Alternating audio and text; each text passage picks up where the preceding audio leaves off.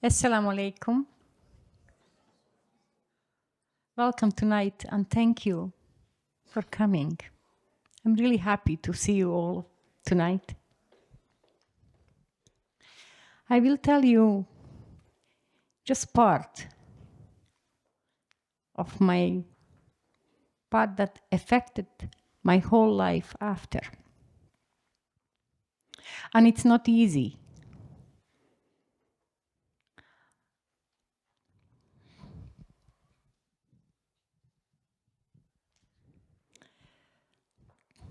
Can I get the first picture, please? First part, the picture where the kids are. Yes.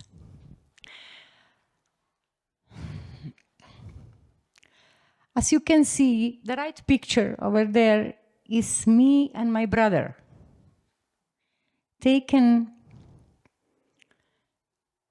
62 years ago. Only picture that survived the war. Found on the flooring of our home from the last visit of my brother. And this picture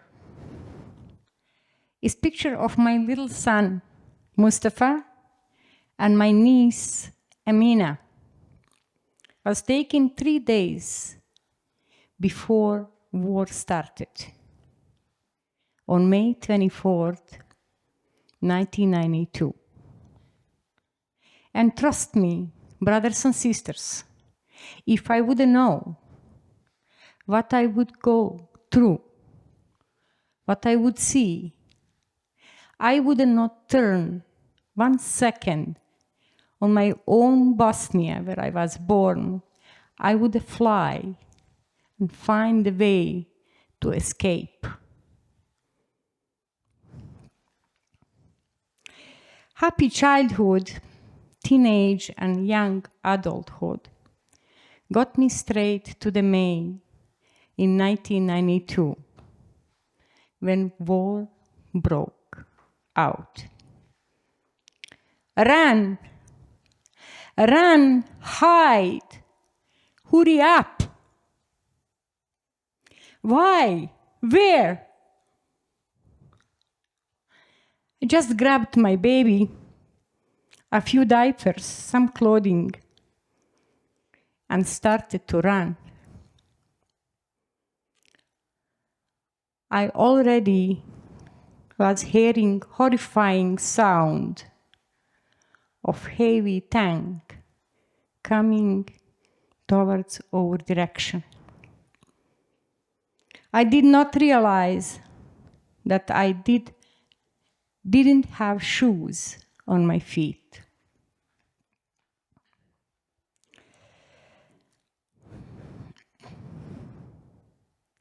After 3 days of constant bombing and hiding in many deep basements, about 45 basements, I changed.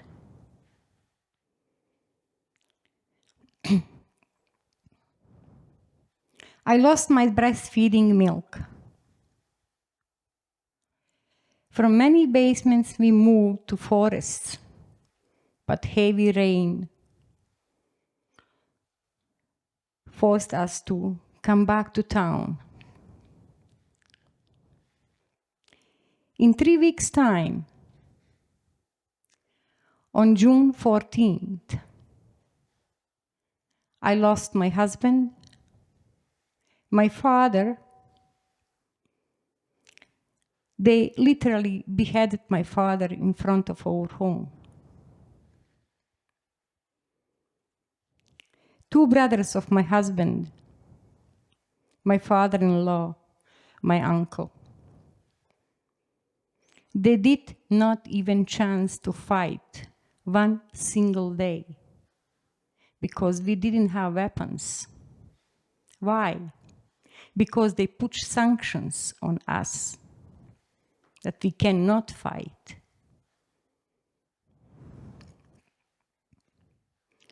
Our enemies, I always say loud, Serbian people, later on Croatian people, that we are surrounded with them, with whom we lived peacefully for more than 50 years after Second World War, turned on us overnight. They were fully equipped with all kinds of weapons. At the end of the June, we were forced to leave our town by organized buses and long walks through the mountains. And that was horrifying.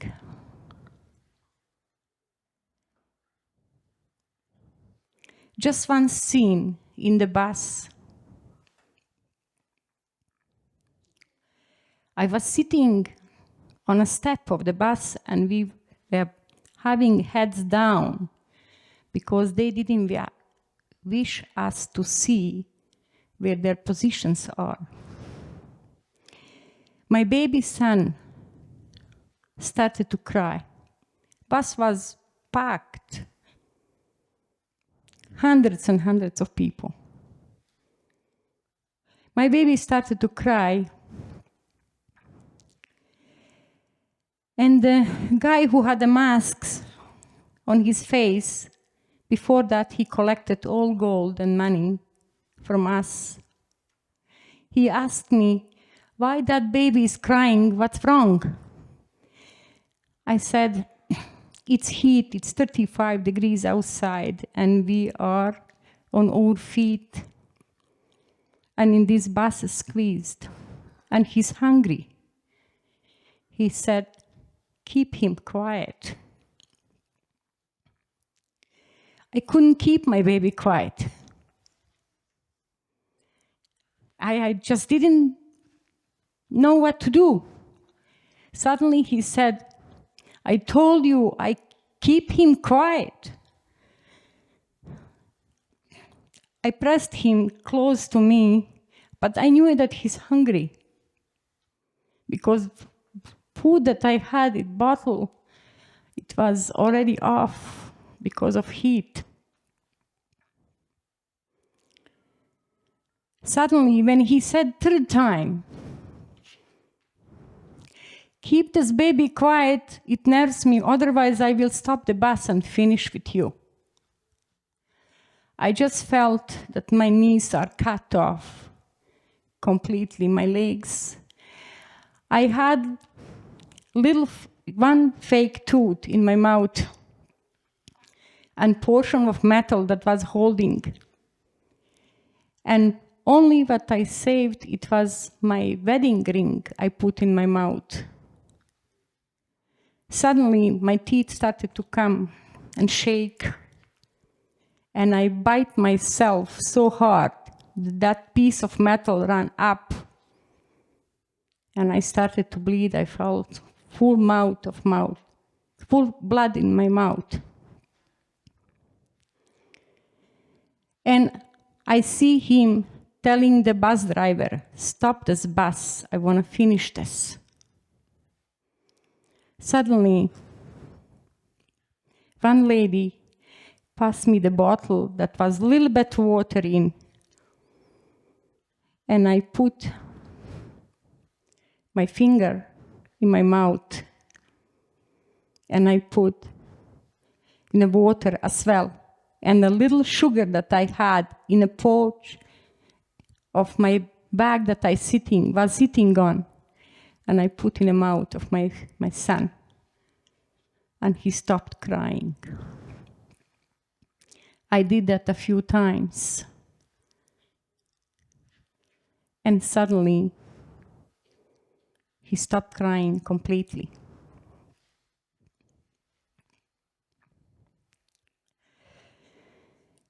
But before that, I forgot to mention to you, can I please get that picture? That paint?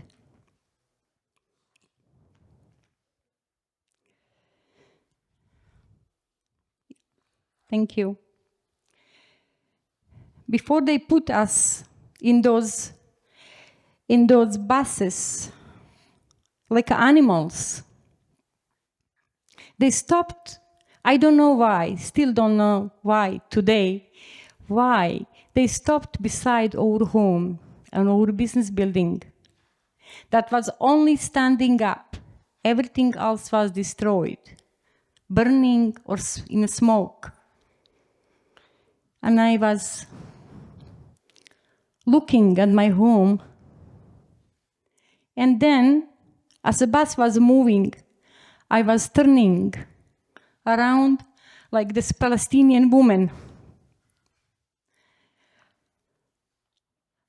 Like this Palestinian woman turned literally from ashes on Al-Aqsa Mosque. And thinking, am I ever gonna go back the place that I was born? You can go and sit. Thank you.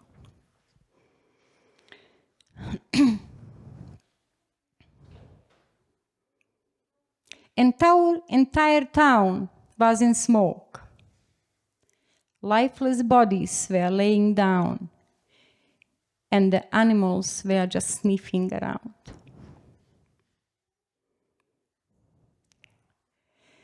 Time of these moments in my life are always inside me. But at that moment in the bus, I relied only on Allah subhanahu wa ta'ala. And I said myself, if He takes us out, at least we will die together. Me and my son, we will go back to Allah together. We will be not separate.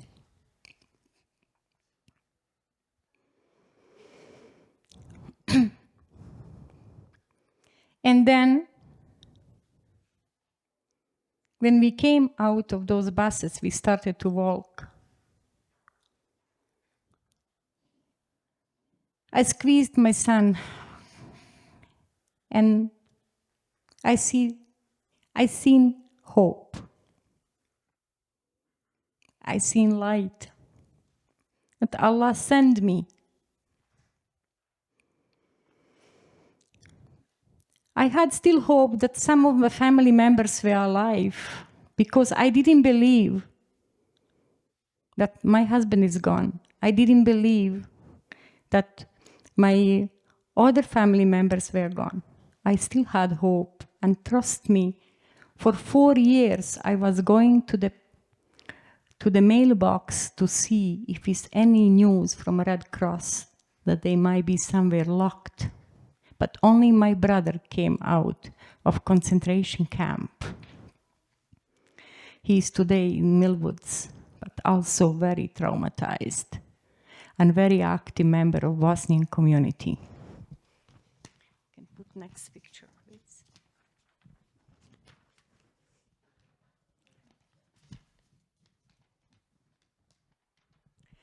Hundreds of women and children, as we passed those mountains, hundreds of women and children they took through the Red Cross of Germany.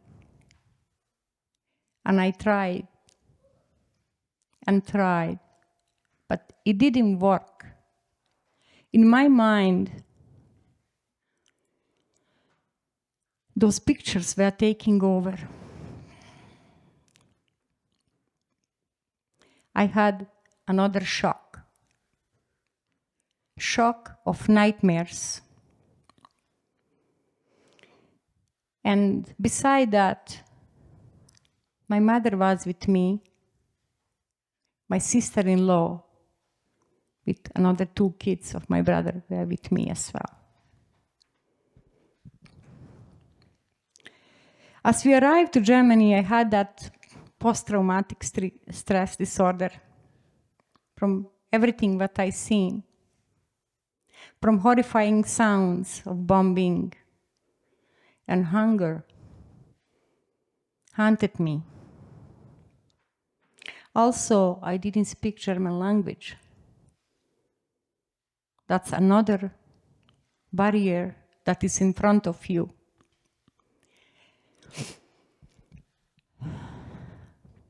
I was like a zombie, walking around, and was afraid to sleep, to close my eyes, because of those pictures that they were attacking me.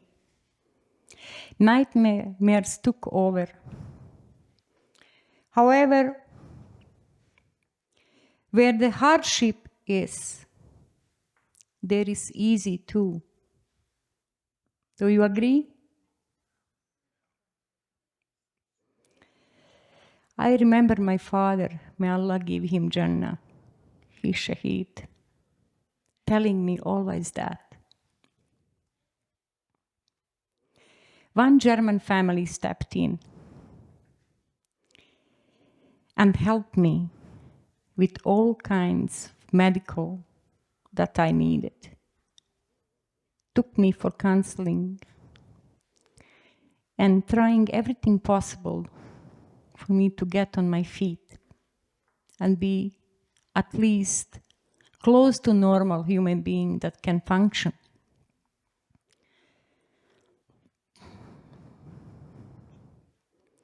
Through 6 years of refugee status in Germany, I struggled to overcome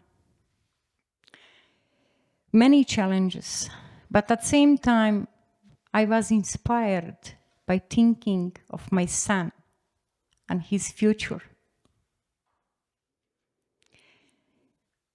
And also the ayah from Quran.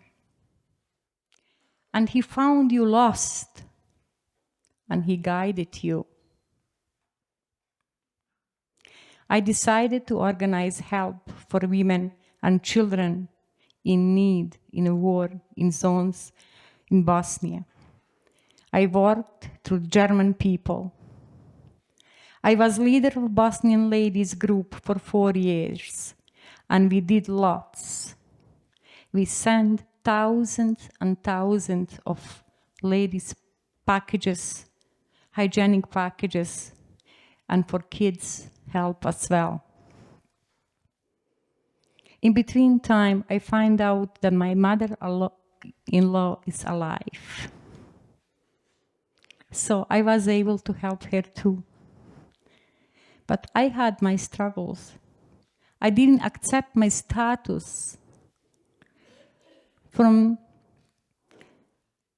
life that I had in Bosnia, and only daughter, my father and mother. I had everything. Now I am on a social assistance. I'm dependent of others, right?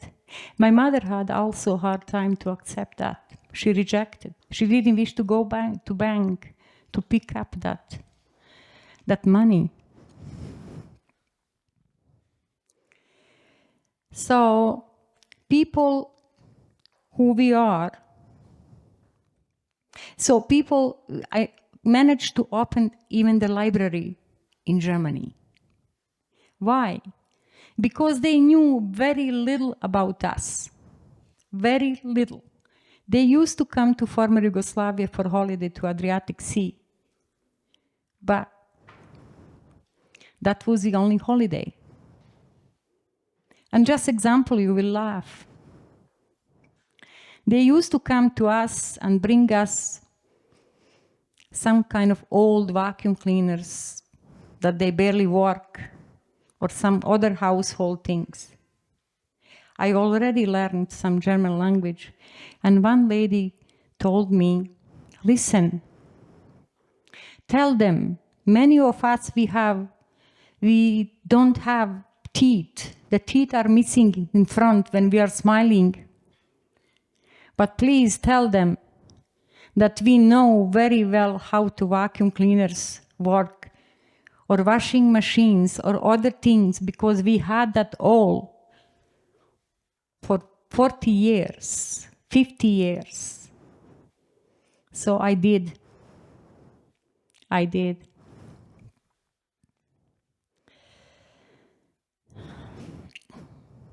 After 6 years spending time as a refugee, we moved to Canada just with our suitcases again, because we couldn't stay in Germany in the refugee status anymore. My brother, as a survivor of concentration camp, applied. We got accepted. But that was a plan, right? Not to go back to Bosnia. Go somewhere far. Go somewhere far from your land. Nobody waited for us at the airport. 12 hours we were waiting. Nobody showed up to tell us welcome to Canada. They didn't even know that we are coming. Once I had a presentation about Syrian people, and I told them, guys, you're lucky.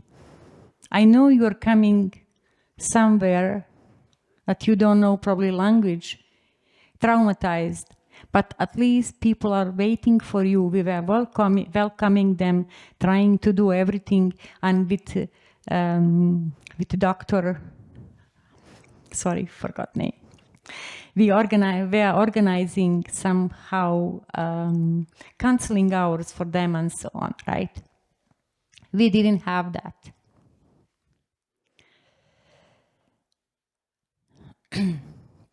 We didn't know where we should go. Finally, somebody from immigration in Calgary said, you are going to Edmonton.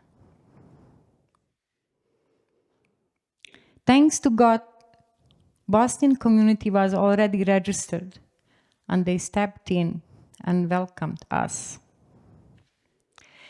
Since 1998, I'm an active member in my community, and so my brother. We just did fundraising for Bosnian families who lost everything and family members in their homes in a huge flood that happened just a month ago. I just wish to tell you the hope is not in politicians, because they are lying 24/7. I am witness of that. Hope is not in peacekeepers. Why? Because I seen them by waiting by concentration camp to hand in simple sandwich to my brother. And they were passing in luxury white armed cars with glasses and Coca-Cola, pretending that they don't see that concentration camp. And people were dying there. So hope is not in that. Hope is always when you believe in Almighty God, yourself, and in good, normal people who are making it against all odds. When I visit my country almost every 2-3 years, and I visited last year as well. My homeland, when I visit, I always look for signs of hope in that damaged and resilient homeland. Despite the struggles, Bosnia has once again flourished, and it's flourishing. There are the mosques, Roman Catholic cathedrals, Christian Orthodox Church, and Jewish synagogue in the same blocks. And there is hope too, because of that. Life is a test, and when God is near, when Allah is near, success is clear. I would like you to just move a little bit more with the pictures, and they can see, and probably I will finish. Here, you can see my home over there. My husband had chance to, my second husband, Dr. Khan, he's here and he's always supportive. He visited this home. Just right of that home is 1,200 buried shaheeds. 1,200. It's white, like a snow. Here is my mom. May Allah give her Jannah too. When I visited her, she passed away as well in 2021. And because of COVID, I didn't have chance to go. Next picture, please. And then,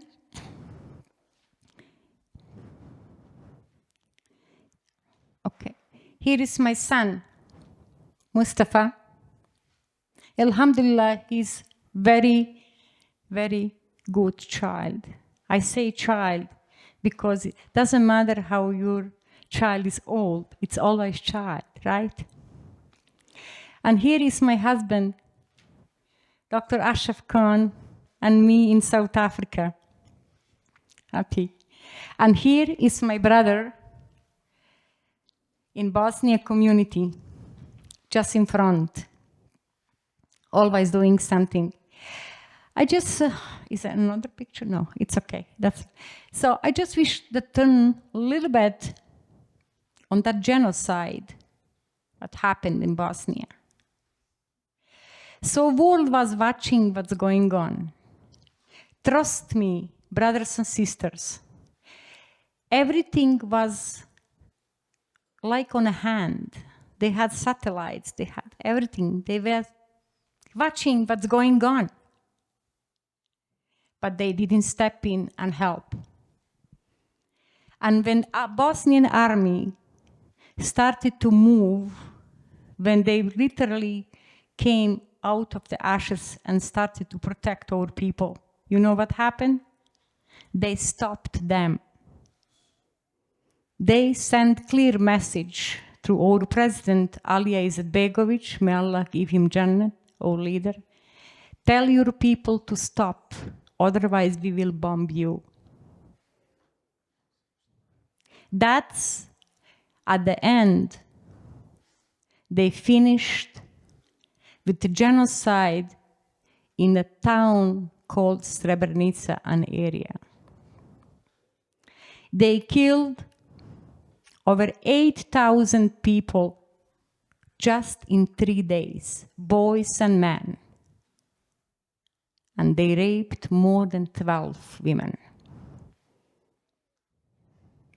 Then Americans called to sign the peace. By the watching first, then after they stepped. Today, Bosnia is divided. Those ones who committed genocide, who did genocide on us as Muslims, they got all parts of Bosnia when they did ethnic cleansing, including the town where they killed over 8,000 people. Ironic, isn't it? They gifted them. So Bosnia stayed for outside. The border is not changed, but inside is divided. But it's still there. I'm able to visit and have hope that one day, inshallah, will be much, much better than how it is even today. Yes. Thank you so much.